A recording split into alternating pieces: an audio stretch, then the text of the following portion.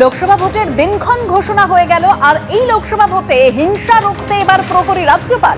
ভোটের প্রথম দিন থেকে ময়দানে থাকবো, হিংসা ও দুর্নীতির রোখাই আমার প্রাথমিক লক্ষ্য। রক্ত দিয়ে রাজনৈতিক হোলি বাংলায় আর হতে দেওয়া যাবে না। ভোর 6টা থেকে রাস্তায় থাকবো, মন্তব্য রাজ্যপাল সিভি আনন্দ বোসের।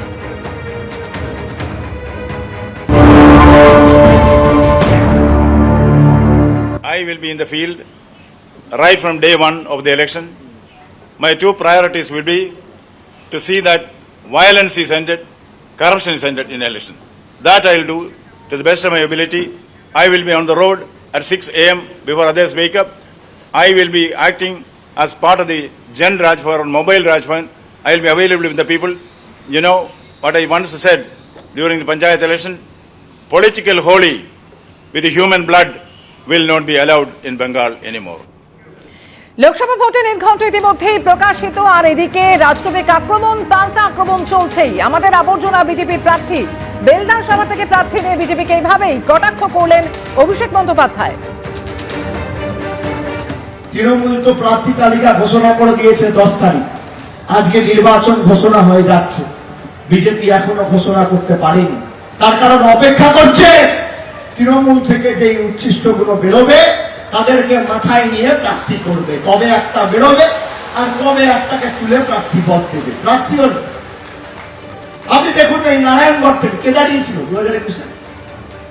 কে দাঁড়িয়েছিল? তৃণমূলের আবর্জনা। কে দাঁড়িয়েছিল 2021 সালে? আমি নাম বলছি না, আপনারা বুঝে গেছেন। তৃণমূলের আবর্জনা এখন অপেক্ষা করছে, আবর্জনাগুলোকে তৃণমূল বের করবে। আমরা ত্যাগ করছি, ওরা গ্রহণ করছে। আমরা বর্জন করছি, ওরা গ্রহণ করছে। আপনি দেখুন না এদের চরিত্র।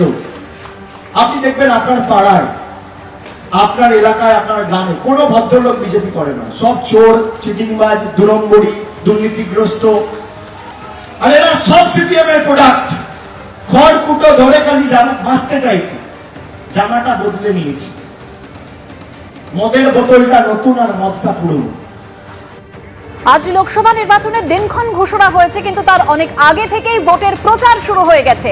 যেরকম মানুষ সব বুঝতে পারছে জবাব মিলবে ভোটে, খড়দায় ভোটের প্রচারে দাবি করেছেন দমদমের বাম প্রার্থী সুজন চক্রবর্তী। মানুষের রেসপন্স খুবই ভালো বলে আমার মনে হচ্ছে। সবাই তো সব বুঝতে পারছেন বাংলাটার যে সর্বনাশ হয়ে যাচ্ছে, আর বিজেপির নেতৃত্বে দেশ যে 12টা বাজছে, এইটা মানুষ বুঝতে পারছেন। বিজেপি তৃণমূল বুঝতে পারছে খাতা তো আমরা খুলবো বটেই মানুষের ভরসাতে, কিন্তু আমরা যারা বলে যে খাতা খুলিনি বিধানসভায় বা লোকসভায়, তারা বোধহয় এটা বলতে ভুলে যায় দুর্নীতির তালিকায় জেলের খাতাতেও আমরা শূন্য, আর ইলেকটোরাল বন্ডের খাতাতেও আমরা শূন্য।